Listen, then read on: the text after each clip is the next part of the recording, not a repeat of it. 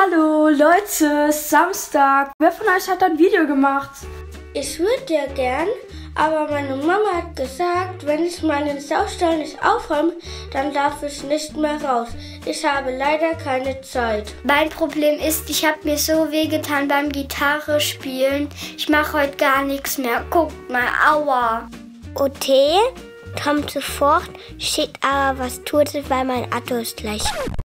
Mano, alles muss man selber machen. Ach, was macht der bei mir im Kühlschrank, Samu?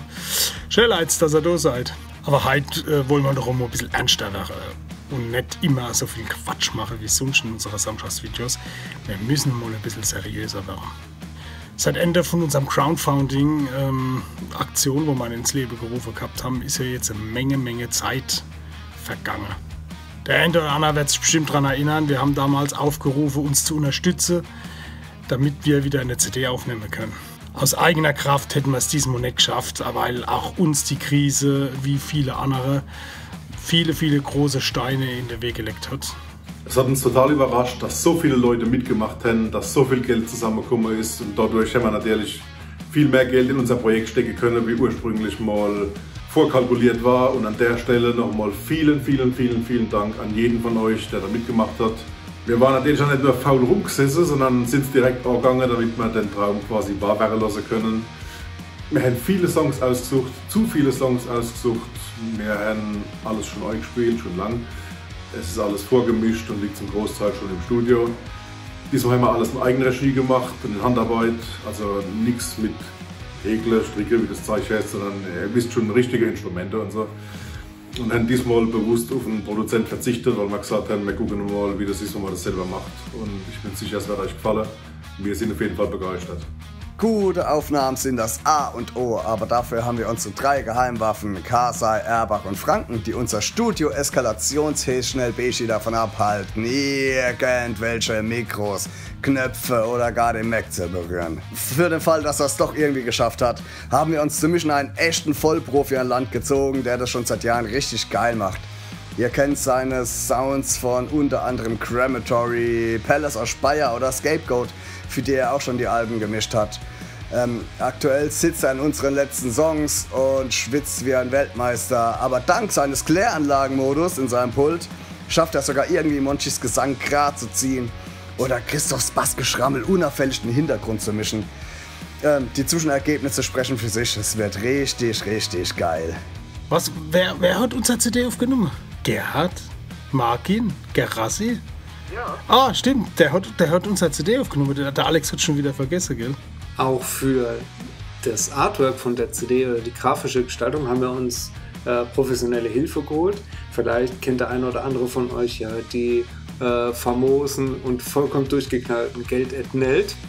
Der eine von den 2, der Gerd Kollmann, der macht sehr gute Grafiken und ja, den haben wir gebeten, die Scheibe ein bisschen ins rechte Licht zu rücken.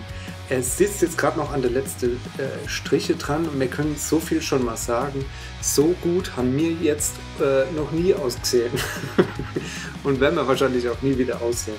Also könnt ihr euch wirklich darauf freuen, das wird unglaublich viel Spaß machen, uns macht jetzt schon viel Spaß und demnächst ja, ist er fertig und darf dann wahrscheinlich auch mal wieder frische Luft und die Sonne sehen. Ja. Und wer für uns das Coverfoto gemacht hat, das ist eigentlich gar nicht schwer zu raten. Also wer uns kennt und wer uns schon länger kennt und wer uns schon seit Anfang an so ein bisschen begleitet, ist kein anderer wie der Starfotograf André Poschadl von CMO15, der wirklich seit der ersten Stunde dabei ist und uns unterstützt und wirklich die schönsten Bilder von uns schon gemacht hat. Aber eins sind wir uns gar nicht sicher, auf was wir uns eigentlich mehr freuen.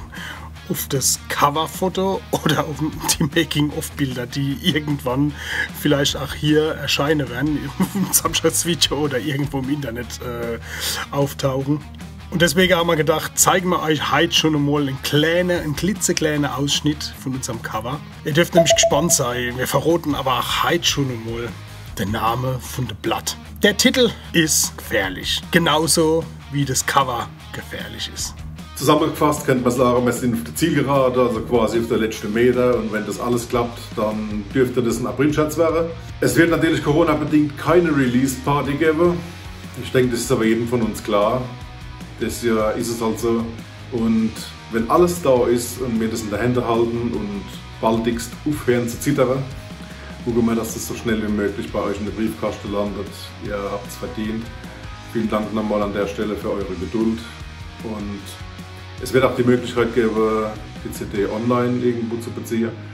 Wir halten euch diesbezüglich auf dem Laufenden. Und wer bis jetzt hier in diesem Video durchgehalten hat, der soll auch belohnt werden. Anbei, nur für euch, super speziell, ein klitzekleines Tonbeispiel. So klingt die neue CD von Feinrap Gefährlich.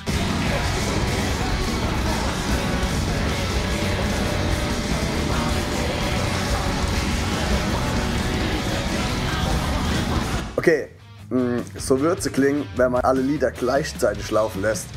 Aber ihr habt jetzt schon mal eine Idee, ne? Also, liebe Grüße aus Palzrockhausen. www.quatschkopf.de Ach so, palzrock.de